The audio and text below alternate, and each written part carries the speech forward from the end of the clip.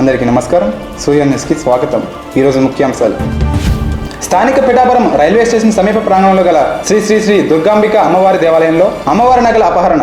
అమ్మవారి నగలు అపహరణకు గురైనట్లు ఈ రోజు ఉదయం ప్రతినిత్యం యథావిధిగా పూజలు నిర్వహించడానికి వచ్చిన ఆలయ అర్చకులు దేవాలయానికి వేసిన ప్రధాన ద్వారం యొక్క తాళం పగలగొట్టి ఉండడాన్ని గమనించి వెంటనే ఆలయ ఇన్ఛార్జి ఈశ్వరరావుకు తెలియపరచగా తదుపరి ఆలస్యం చేయకుండా పోలీసు అధికారులకు తెలియపరచడంతో town police station SI Muralimohan మరియు కానిస్టేబుల్ సిబ్బంది సంఘటనా స్థలానికి వచ్చి గుడి ఆవరణలను పూర్తిగా పరిశీలించి దొంగతనం జరిగిన తీరును గమనించి ఆలయ ఇన్ఛార్జి ద్వారా కేసు నమోదు చేసి విచారణ చేపట్టారు.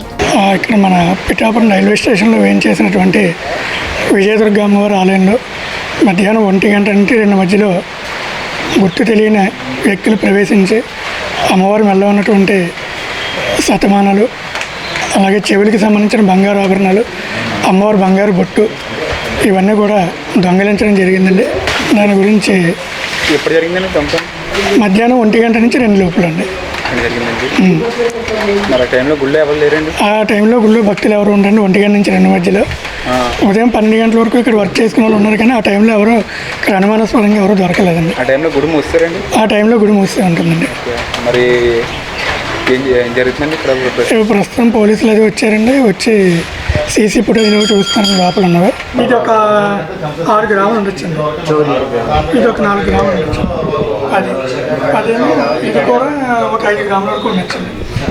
15. ఇది ఒక 3 గ్రాములు 4 గ్రాములు